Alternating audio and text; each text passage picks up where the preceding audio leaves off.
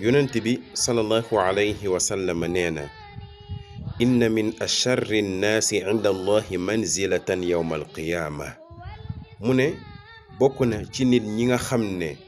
ñooy gën a yées wàccuwaay yowmal qiyaama ci borom bi tabaraka wa taala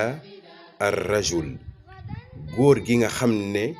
yufdi ilal mar'a day sekk ak soxnam lu mu sekk ak moom ci biir néeg bi c'est-à-dire ñu sekk sëy ci biir néeg bi ci kaw lal bi wa tufdi ilay jigéen gi tamit sekk ak moom lu muy sekk ak borom këram ci biir néegu sëyam ci biir néeg bi thumma yanshuru sirraha topp gannaaw ga góor gi génn wesaare secret ndaw si lépp lu ñu sekkoon ci biir néeg bi góor gi wesaare ko wax ko ay xaritam ay copainam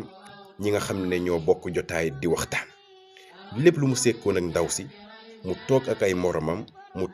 ak ay moromam nettali leen lépp subhaanallah kii bokk na ci nit yi nga xam ne dinañ am wàccuwaay bu yées lool yowmal qiyaama ca kanamu borom bi tabaraka wa taala kadhalika tamit jigéen bi nga xam ne sekk nag borom këram gannaaw ga mu wesaare sa këram lépp lu xewoon ci néeg bi mu toog ci jotaay ak ay xaritam yu jigéen mu nettali leen lépp nii laa ko def nii la ma def et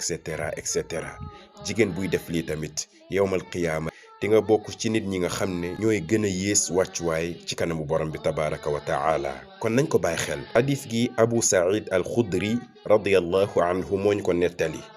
Muslim moo ko solo wassalaamu aleykum